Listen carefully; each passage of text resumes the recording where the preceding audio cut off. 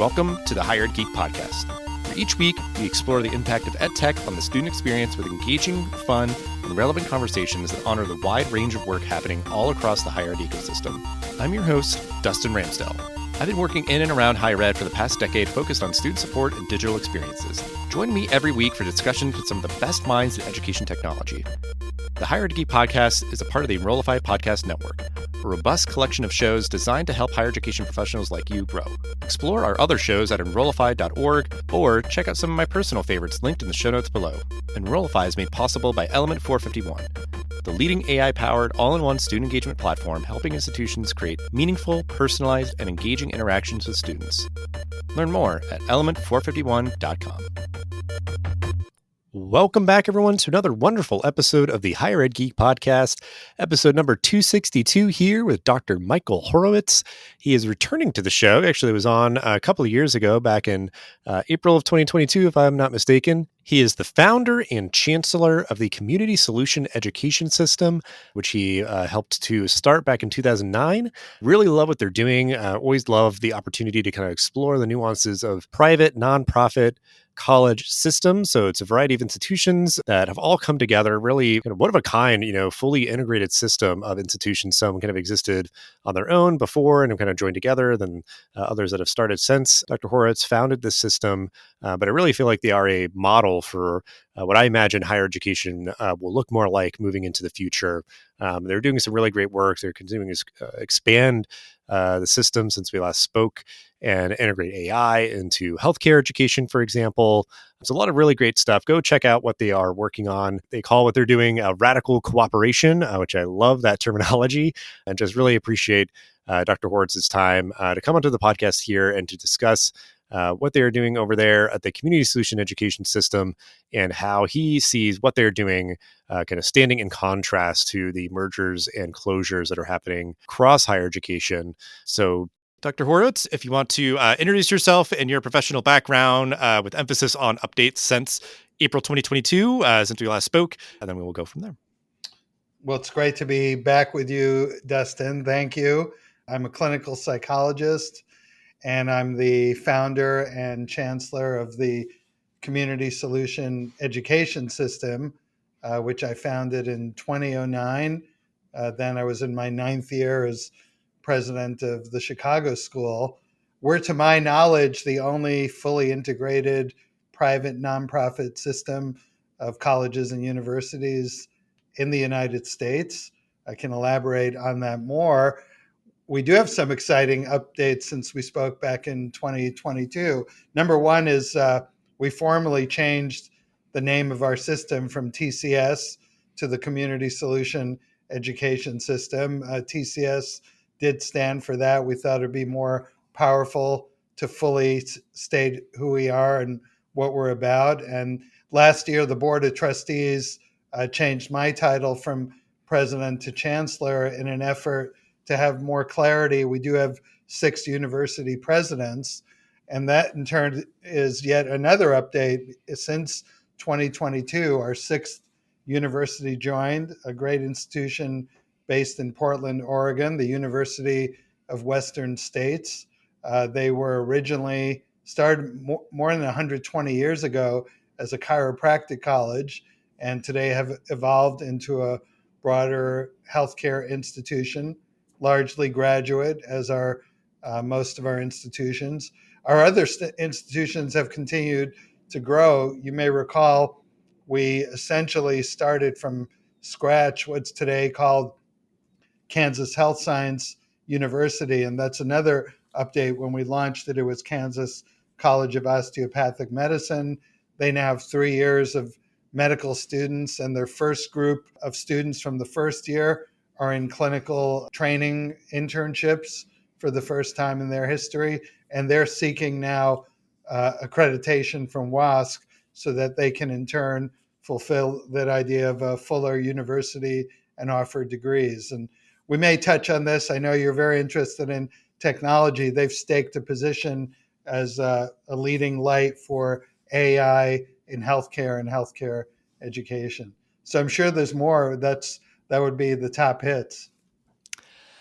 Well, I mean, I've followed you since we spoke back in April of 2022 on LinkedIn. I just really love you share so much about like, what you all are doing and the milestones you're achieving and just your approach and everything, bringing these people together regularly for convenings to kind of collaborate and, talk about things. And then just what you're doing with your education system and how I think unique it is. Like, I just sort of geek out about like someone doing this because it feels like just sort of, the idea that I have of like where most likely like higher ed is heading is sort of like more of like a networked approach, like very distinct, disparate, especially just in like location, like institutions working together and sort of gaining like economies of scale or just sort of like, uh, learning from each other in a more like formal basis versus like, oh, maybe we bump into each other like a conference or something and we like, do show and tell. But yeah, I'm just really happy to have the opportunity to kind of revisit, the work that you're doing with your, collection of institutions with the community solution education system. So just to kind of make sure that certainly since the changes that have happened, since we last spoke, could you just briefly explain that whole education system, like what it is, how it operates, and sort of, I guess, like what the sort of thought process was of like kind of creating it in the first place?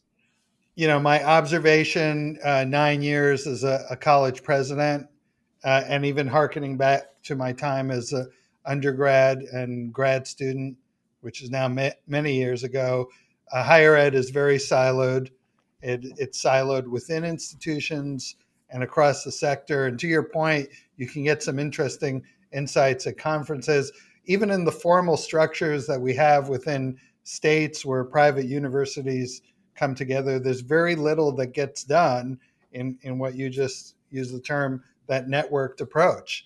It just doesn't happen. And so I think the key insight I had was this has to be formally governed, and there has to be agreement to a governance structure adopted by the board of a college joining our system. And then we sort of have support at the governing board level, and you do away with all these debates about, well, we don't really want to cooperate on technology, but we'd like to share academic programs. You set up a framework for maximum cooperation. When a college joins, it is a change of control from a governance level. The president and the board of the institution remain, yet they've bought into this idea of a system board that is there really for guardrails around finance, mission, really not the day-to-day management of the institution, but to make sure that things are in alignment with our system overall and to keep the college strong and safe. That's been a remarkable benefit. You probably saw on LinkedIn where we put up our most recent biennial board conference. So it's all about building community at every level possible. The trustees, the presidents, the chief academic officers, the faculty, on and on and on. From there, we have continuing discussions about the right elements to run from a central standpoint versus local, with a heavy emphasis on keep the relationship with the student local and do as much as possible that is done better from a national or central level. And there's so many obvious things, and finance and technology probably top the list, and more of those become sort of the headline items. But there are many more: legal affairs, marketing, the back office of admission, HR programs, insurance policies. Why would you want to do that, in a small college by small college level? And I think it really frees up our university presidents to be creative and student focused. So that's what it's about. And I know people throw out this trope about culture eats strategy. Uh, it's probably thrown out a lot because it's true. We have to work for this every day. It's not the most intuitive thing, particularly in the higher ed space, but knock on wood, so far so good. Well, and I think, yeah, just to that point, like that this is like the apex of that idea of like a network approach. Like a lot of institutions cooperate in some form or another, whether however formal or sort of longitudinal it is or anything like that. But like, I think that to me, we need to not have something like this feel like it's sort of just like, oh yeah, we're just happening to do this like really creative, innovative, unique, distinctive thing that you are welcoming having conversations like this, or just sort of like putting out your efforts, on social media and things. So like, I just appreciate that, because I think it, in my mind, exactly what you're saying, like any of those sort of like back office, kind of functions and things like are where there can be so many efficiencies. And, we're seeing so many institutions just really struggling with financial problems. And I think that obviously then just gets in the way of like, well, we have to like lay off people, we have to cut programs, we have to do all this stuff. And it's just like, that is where it's like, and I've heard this refrain from other people of like, you can't like cut your way to growth, like, but you can be in sort of a vicious cycle of just sort of like, where we've got to like, make these cuts to survive. And it's like, well, yeah, you're not going to be in a position to like be doing innovative, creative work if you're constantly just sort of trying to square your budget and things. Not only can you not cut your way to growth, you can't even cut your way to survival these days. It's just a downward spiral. And many institutions don't have enough financial wherewithal to even fund the core part of the education, because those peripheral yet critical elements, like the facilities, the technology, the HR, the legal, are overwhelming budgets. One change in our nomenclature too, we stopped talking about shared services and back office. We talk about shared infrastructure, because it's really core infrastructure. And I think one of the elements of our secret sauce is when you're sharing all of these things, you are also sharing the brain power and expertise. So I have 6 direct reports on my team. We have our 6 university presidents. We have a community of 6 chief academic officers. We get a lot of insights and academic strength and knowledge just because we've created that framework. This is family, this is home base, this is where I can check in on things. So it extends, I think, far beyond what people might think of when we talk about back office. For sure, the back office processing the bills and so on. Yet, we have one chief financial officer for everybody. And so it brings all of our leadership into very informed discussions. I've been touting this article I read by Nancy Zimfer. I think she may have had a co-author in the last December's, it's now a year ago, AGB trusteeship. She was head of the SUNY system in New York. And her article really talked about, every state has one or more public systems. That doesn't mean they're all going to function ideally from a system perspective. She raised some same issues: clarity of lines, who's doing what, cooperative culture. So I think that's where the real nitty gritty. I would have hoped by now to see more copycats, and we get a lot of interest in the model. But it seems that boards and colleges and leaders get stuck on this control element and doesn't allow them, to pull the trigger. I was even struck in the most recent AGB magazine. There's yet another article on mergers and acquisitions, and people are not looking at this alternative that we've publicly put out there for years. I do think they're planning to run a piece I co-authored with Michael Alexander in the next issue, so maybe that'll light up some awareness.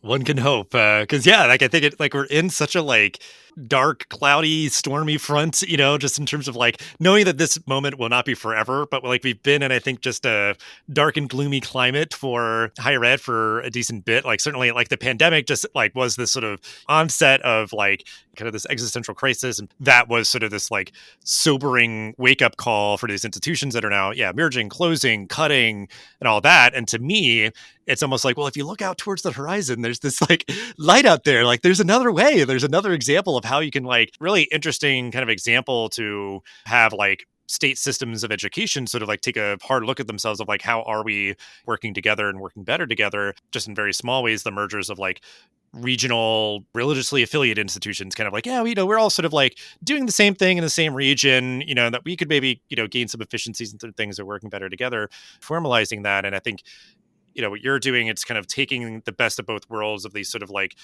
other sort of disparate things out there, whether they're like, consortiums that are really focused on like what you're saying, kind of bringing a lot of, smart people together to think through issues and problem solve, but then also like, the more kind of the infrastructure piece of, that sort of thing of how things are working together. And I feel like you need to like put the formal expectations in place, and then like almost like don't overly focus on the infrastructure. Like that almost feels like a natural byproduct of like, if we're really kind of tightly integrated, we can realize like, oh yeah, like of course we could all use the same like HR platform or something. Like that's kind of like, yeah, we'll get there. You've hit it on the head. If you make that big decision to join, some of these things are obvious. They go away as problems because, of course, we want the best health insurance for our employees at the lowest cost. And what was very gratifying, of course, we're constantly having accreditation visits, whether they're programmatic or institutional. And Pacific Oaks College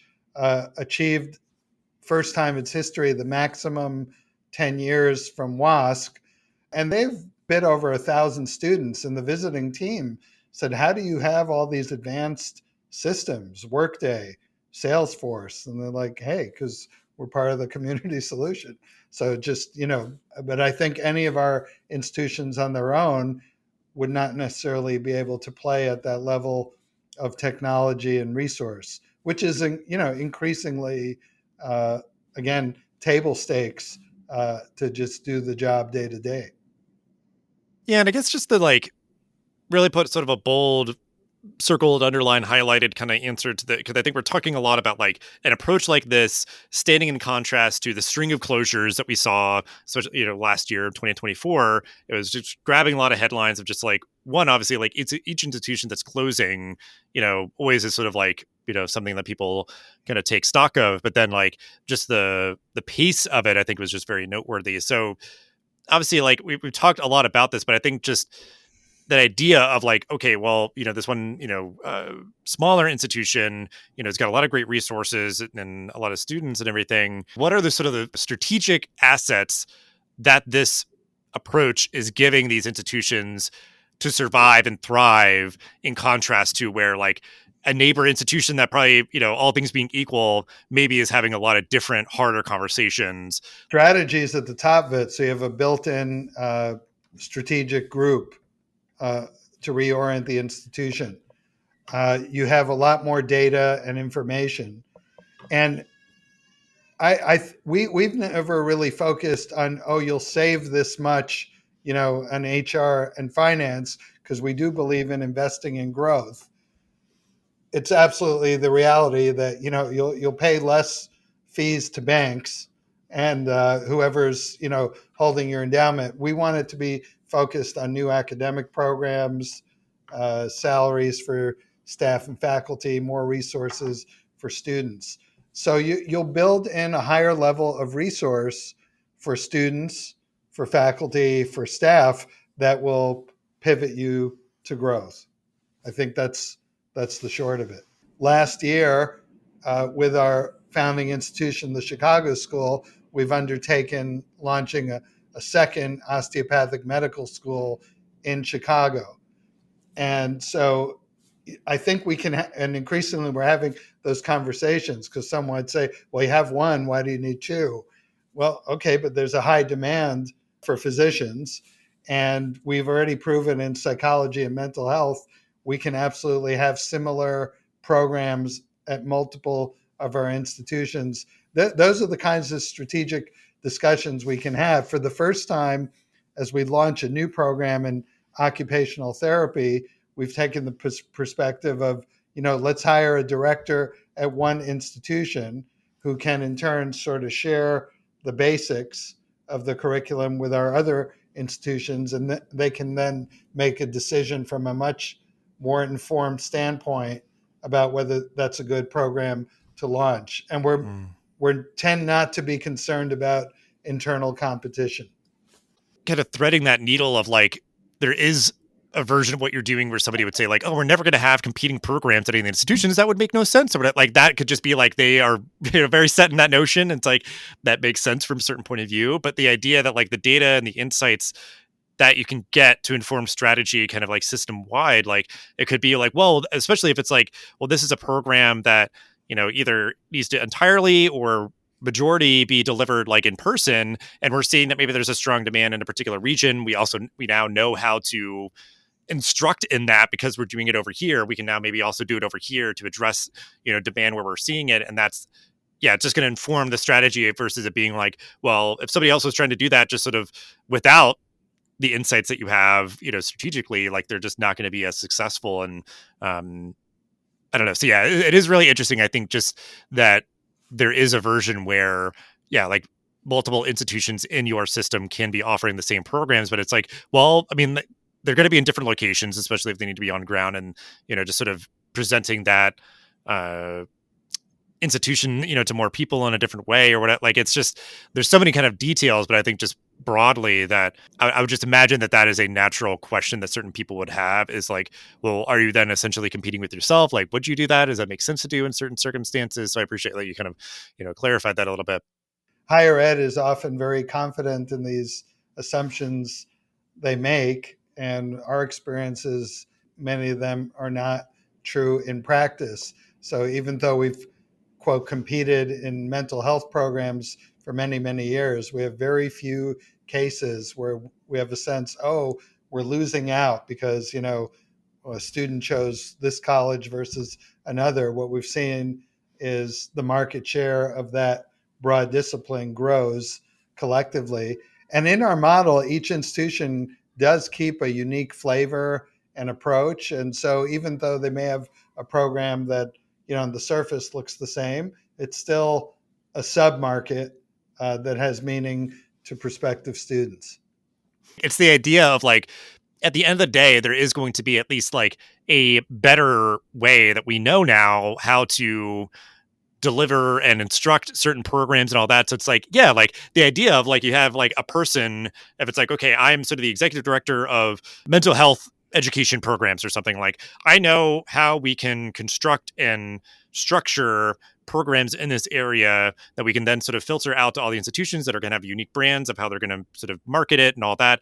But then like you said, it's like each institution retains their own sort of like day-to-day kind of governance and everything. So it's like, well, as long as you're getting here, I don't care if you sort of wind your way or whatever, but like we obviously, like especially in a field like that, we need to get people towards a certain, certification level and sort of knowledge level and everything else. But like we know sort of the broader framework that they should be following versus like everybody always, like you're saying kind of in higher ed, where it's like certain things are always sort of tightly guarded or feeling like it's competition or whatever else, or thinking like, well, no one can teach it like us. We teach it in a super unique way that's super special and all that. It's like, but if you're training like counselors, like you're training counselors. So like, let's like find the ways that we can find efficiencies there while still helping faculty retain their sort of like, autonomy and everything from the academic perspective. And I don't know. So I think that I appreciate, I guess, your perspective just to sort of like put sort of a button on the, like the perspective that you have of really constantly striving towards finding that best of both worlds balance of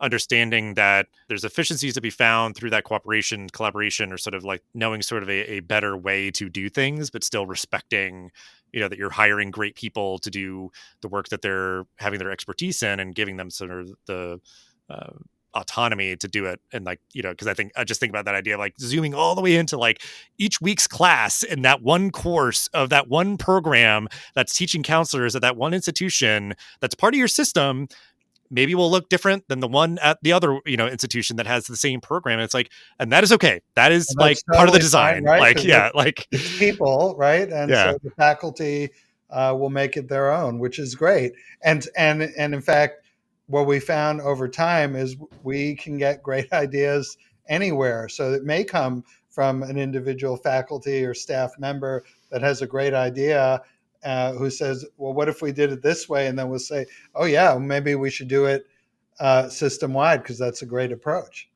Right. And because it's sort of be that sort of like continuous virtuous cycle of like kind of, we'll start here, you're doing it, you're getting some good feedback or insights, and we can sort of like keep it sort of filtering through and, like We, sharing. we, we just had an admissions and marketing summit, and all of the admissions leaders and teams that deal with students directly are at the colleges. So we brought them all together with the ones working in the system office, the marketing team, which is centralized, phenomenal ideas coming from the admissions teams at the colleges. They're the ones interacting with students. So yeah, over and over, we find we can't lose when we convene our people.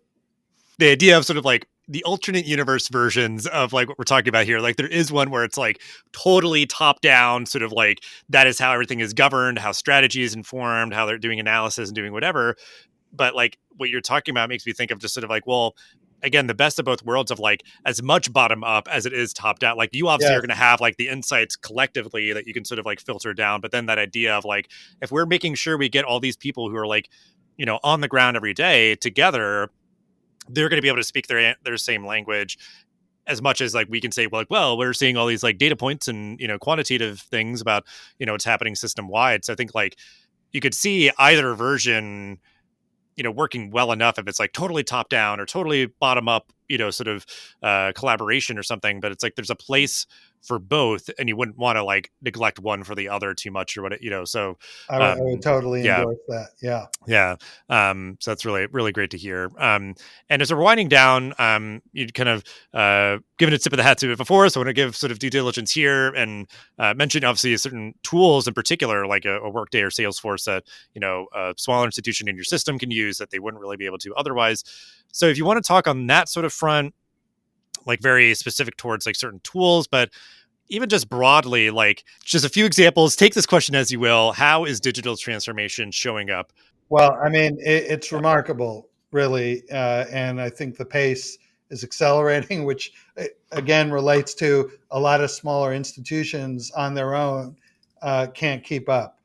I mean, so we did have the explosion into our lives of AI. I mean, it's been out there for decades because we have so many programs in the healthcare space. I think it's allowed us to see tangible progress right away. So I mentioned that Kansas Health Science University has positioned itself as an AI leader. They had their first conference on AI in medicine. I mean, one of the speakers showed, they're getting to cancer diagnoses more quickly and more accurately with the use of AI. We had at the board conference Dr. Anthony Chang, who's working with KHSU. He's one of the leading AI proponents in medicine. And again, his point, no, this isn't replacing physicians. It's going to change how we work and augment what we do. So AI has jumped in fast, I would say, particularly in our medical curriculum. We're undertaking a project as a system with Deloitte to see how we can apply it to more of our functional operational areas. And that itself is sort of a daunting thing because you can't implement it everywhere. So what are the areas we're going to choose? Certainly, Chat GPT and its cousins, are swarming in. And it's interesting because one of our colleges, Pacific Oaks, has a preschool and educates teachers for the K-8 space. We're in this era where the idea of what are we teaching is getting transformed. So I would say warp speed, and anywhere that a regulator is allowing it, the students overwhelmingly want what we call a hybrid approach, meaning you're going to do the classes online, you're going to do the practical training in the field. We think it's a great model. And as far as I can tell, it's really only limited by regulators.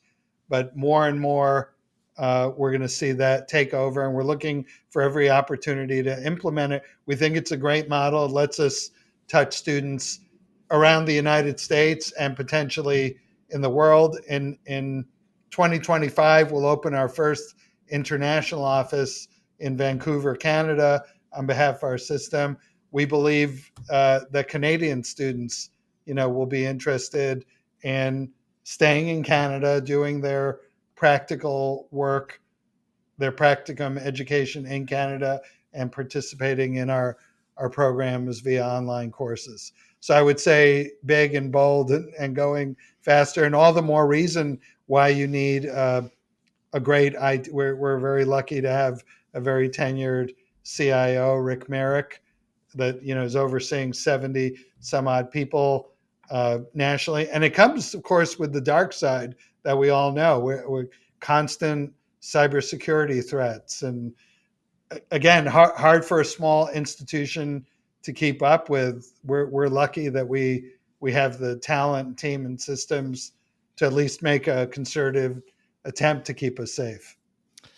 The idea of deferred maintenance, how much that's been like physical, rehab and whatever for buildings on campuses, like I am sure many institutions, as they're really making tough choices about cuts and budgets and all that, have probably had some deferred cyber maintenance of like their cybersecurity and everything. And I'm like, oh boy, yeah. Like if you're just this lone small institution out there, like that, you may be like prone to these like cyber attacks. Like, didn't think about that myself until now. Like as you're saying it, and just that idea that like that is one of those areas like you can't neglect it, because that would just be this sort of like getting kind of chopped off at the knees when you're already sort of like trying to deal with all these other problems, where it's like, and now we have a cyber attack to deal with that is like completely shut down how reliant we are now on the LMS and the SIS and all these other platforms.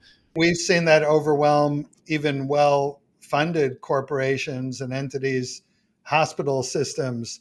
So yeah, it's a fool's errand, I think, to try and do that on your own. That's typically after you deal with the deferred maintenance on the buildings, or maybe now even rushing ahead. Most institutions that we talk to initially say our technology is lagging, and often they can afford sort of a middle tier person at best that has to manage everything. But it's better to think of technology in different areas. So we have our overall CIO keeping things focused at a broad level, but we have people in charge of engineering and software and programs, and others in charge of maintaining the experience at the campus. I mean, it's sort of like healthcare. IT has become, very specialized in and of itself. As we wind down, I want to give you the opportunity to get the final word here with all that we've talked about, obviously, of the great work that you and your colleagues, all your institutions there are doing.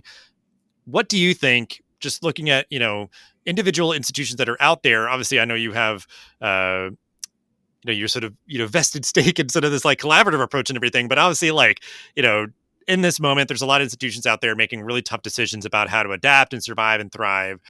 Look outside your own institution and look for partners that you can make big, bold partnerships with, to really come together and share meaningful things. And I think this is get your head out of your own campus and college and look at what's going on at the world around you, and find those partners, because they're there.